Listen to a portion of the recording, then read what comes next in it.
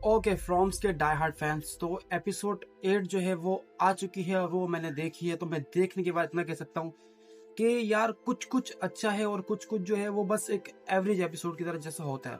क्योंकि यार इन लोगों का कुछ ऐसा ही कॉन्सेप्ट है, क्योंकि एपिसोड 6 के बाद इन लोगों ने एपिसोड 7 दी, वो भी काफी अच्छी थी, 6 भी अच्छी थी। लेकिन जो एपिसोड 8 है वो आपको एक एवरेज सी एपिसोड लगेगी। ना आपको कुछ बहुत ज्यादा बवाल देखने को मिलेगा इसमें, ना आपको इसमें कुछ ज्यादा बेकार चीज देखने को मिलेगी। एक अच्छी अच्छी सिंपल स्टोरी लेके चल रहे हैं। क्योंकि जिस तरह से लास्ट एपिसोड जो हमने देखी थी 7, जिस तरह से फातिमा ने उस स्माइली फेस को रोका था कैनी को बचाने के लिए, तो मेरा ये माइंड में था, मुझे लग रहा था कि भाई इनके पास भी कुछ पावर इस्तेमाल करने वाले लोग हैं जैसे कि फातिमा है, तो हो सकता है कि अब ये इस जगह से निकलने का कुछ प्लान कर ले।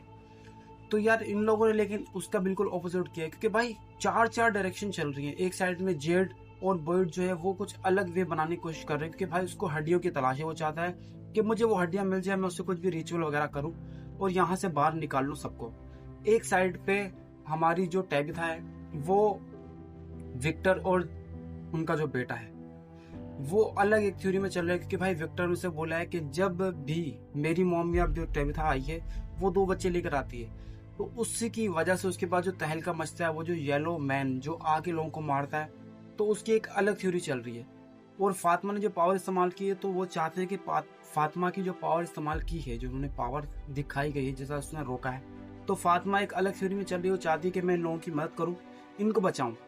तो यार 3 थ्योरी तो यहीं बन गई। और एक थ्योरी और है, वो जो पुलिस वाली आई थी जिसने शूट भी किया था, वो एक अलग ही जगह पे खोजबीन कर रहे हैं। तो वो थ्योरी एक अलग ही चल रही है। 4 बोल दी तो 5-5 थ्योरी बन रही है भाई। और एक साइड में जो विक्टर का डैड है, जो सोफिया ने उसके दिमाग के साथ खेला है, वो एक अलग इमेजिनेशन लाइफ में चल रहा है। क्योंकि भाई ये एपिसोड में उसको काफी बार दिखाया गया है। भाई वो एक अलग ही दुनिया में पहुंच जाता है, जिसमें विक्टर भाई 3 पीस पहन के बैठा हुआ है, विक्टर का बेटा भी है और वो उसकी वहां पर उसकी माँ भी जिंदा है और उसकी बहन भी आ रही है। तो मैं ये देख रहा था, मैं यार ये इतनी इतनी चीजें दिखा रहे हैं, तो ये किस तरह से हमें एक्सप्लेन करेंगे, किस तरह से समझाएंगे। क्योंकि भाई आप कितना भी सोच लो, आप भाई इसके जो राइटर है, जो इसका डायरेक्टर है, जो भी भाई इसको बना रहा है, आप उसकी एक्सपेक्टेशन पे कभी भी पूरे नहीं उतर सकते। आप कुछ भी कर लो। क्योंकि भाई ये एपिसोड आपको 5-5 वे में दिखाई जाएगी, मजा आएगा देखने का। और एपिसोड की लेंथ भी ज्यादा है, मतलब पूरा पूरा 1 घंटा देना ही पड़ेगा। कोई कोई एपिसोड ऐसी होती है जो आपको 45 मिनट पे स्टॉप कर दे या 50 मिनट पे स्टॉप कर दे, लेकिन नहीं भाई ये पूरा ले जाएगी, आपको 1 घंटा पूरा देना पड़ेगा। अगर मैं बात करूँ तो भाई जिस तरह से कैनी को बचाया था फातिमा ने, कहानी को वहीं से स्टार्ट किया, तो उसकी वजह से उसको रिएक्शन सा हो गया। क्योंकि भाई वो उनकी भूख है, वो खाते हैं इंसानों को मार के, तो उसकी वजह से उसकी जो पेट पर जो नसें वगैरह है वो नजर आने लगी और काफी डार्क हो गई है। तो वो लोग जाते हैं, वो चेक कराते हैं, तो वो लोग बोलते हैं कि भाई इसको कोई प्रॉब्लम तो नहीं है, कोई मसला भी नहीं है। लेकिन भाई वो जो एलिस है वो कुछ लड़ रहा है, बोल रहा है पहले जब प्रेग्नेंट थी तुमने तब भी तुम्हें बच्चा भी नजर नहीं आया था, तो उनसे झगड़ा कर रहा है। तो बॉयड उसे बोलता है कि इसमें इनकी गलती नहीं है। तो भाई वो बोलते हैं कि एक काम करो फातिमा, तुम यहीं पर आ जाओ, हम तुम्हें अपनी नजरों के सामने रखेंगे, तो हम तुम्हें चेक करते रहेंगे। और वो भाई वो जो लड़की भी आई है, जो उसकी फ्रेंड है, यार नाम मिस हो जाते हैं, अब इतने सारे करेक्टर हैं, इनके नाम याद रखना बड़ा मुश्किल है। तो वो बोल रही है कि फातिमा को पावर इस्तेमाल करना, तो हो सकता है कि ये हमें बचाने के लिए कुछ आगे कर पाए। और फातिमा भी चाहती है कि भाई वो अपनी जो पावर उसके पास जो आई है वो कुछ कर पाए। लेकिन भाई एलिस कुछ करने नहीं दे रहा, बर्ड भी उसको करने से रोक रहा है, और वो जो डॉक्टर्स है, वो जो यार 3rd ईयर की स्टूडेंट है, वो भी उससे रोक रही है।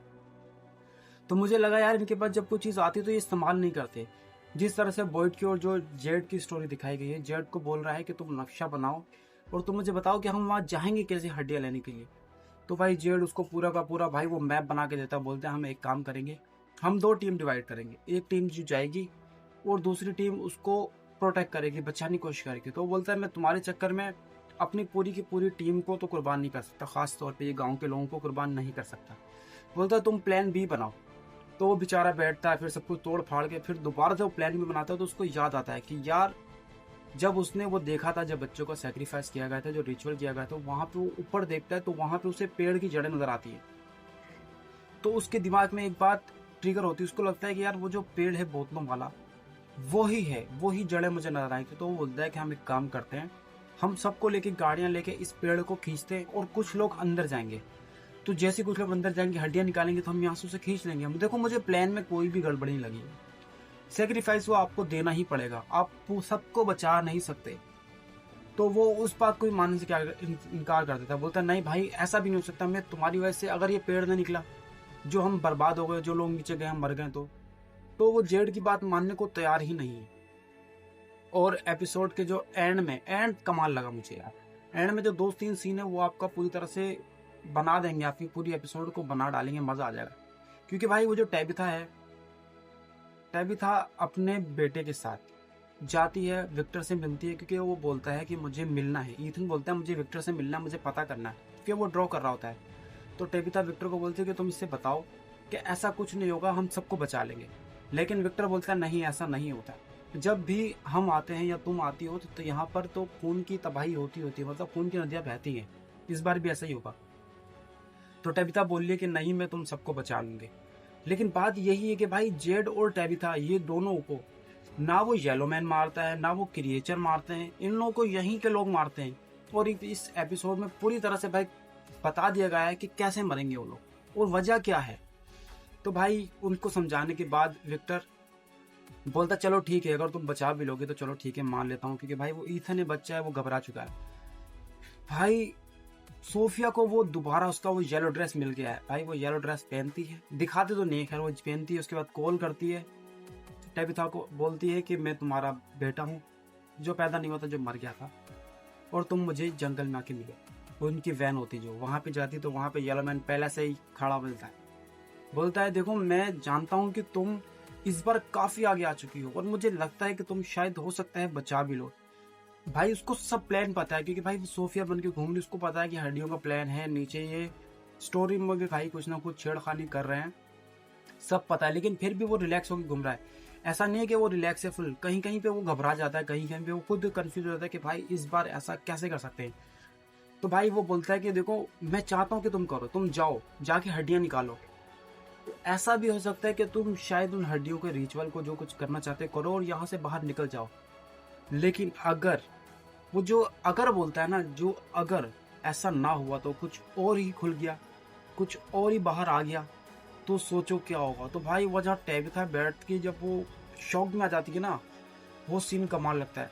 जिस तरह से बोलता है कि मैंने तुम्हारे शोहर को जब मैंने मारा तो मैं उसको मारना नहीं चाहता, लेकिन वो काफ़ी ज़्यादा अच्छा बंदा है, वो काफ़ी हद तक आगे चला गया और तुम लोग भी वहीं जा रहे हो, तो मैं तुम्हें रोकूंगा नहीं, तुम जो करना चाहते हो करो, लेकिन इतना जान लो कि कुछ बुरा भी हो सकता है। तो यार ये जो उसने एंड के जो वर्ड थे ना, वो आपको पूरी तरह से यार ऐसा लगेगा कि भाई कुछ तहलका मचा है। तो मेरे को तो पर्सनली अच्छी लगी एपिसोड, लेकिन कुछ कुछ वीकनेस है। वीकनेस ये कि यार अगर आपके पास डोर मिल गया है आपको, तो आप अगर वहां नहीं जाना चाह रहे, आप प्लान बना रहे, तो ये सब मिलके प्लान क्यों नहीं बनाते। जिस तरह से यार कुछ लोग होते हैं ना यार, जो लीडर्स होते हैं, उनको लगता है कि यार हम ही सब जानते हैं, लेकिन ऐसा नहीं होता। आपको चाहिए आप जितना ज्यादा काम डिवाइड करो, जितना ज्यादा लोगों को बता सको, उतना ही अच्छा है। क्योंकि भाई अब वो जो कॉलोनी हाउस है वहां पर भी लोग रहना नहीं चाह रहे। अगर वो तो एल्जिन ने आके बचा दिया था, उसको मार दिया था, वो जो क्रिएचर सा बन गया था इनके टीममेट, तो बच गया, वरना तहलका तो वहीं मच गया था। वहीं पे भाई वो क्रिएचर आते उनका काम तमाम कर देते। देखो बात यही है कि आप जितनी इंफॉर्मेशन दोगे लोगों को समझने में और लोगों को बचने में उतनी ही ज़्यादा आसानी होगी। तो हर बंदा अपनी अलग अलग थ्योरी पे चल रहा है, तो अगर ये मिलके काम करें तो हो सकता है कि ये जल्दी से यहाँ से निकल पाएँ, बच पाएँ। लेकिन मैं आपको फिर वही बात करूँगा कि भाई ये एक सीरीज़ है, तो इसको सीरीज वाइज चलना चाहिए। आपकी और मेरे सोचने से कुछ भी फर्क नहीं पड़ेगा, बात यही है। तो देखो यार एपिसोड अच्छी थी, और जिस तरह से भाई वो वॉइड को वो जो फादर सा मिलता है, वो जो प्रेयर कर रहा होता है वहाँ पर, वो भी इसको यही बोलता है, वॉइड को बोलता है देखो तुम सबको नहीं बचा सकते, बात ये है कि तुम कितने लोग गवा कर कितने लोगों को बचा सकते हो, जरूरी ये है। मरना तो होगा ही, पहले भी तो मर ही रहे। अगर कुछ लोग मर जाएंगे और उसके बदले बहुत ज्यादा लोग बच जाएंगे, तो कुर्बानी देने में कोई हर्ज नहीं।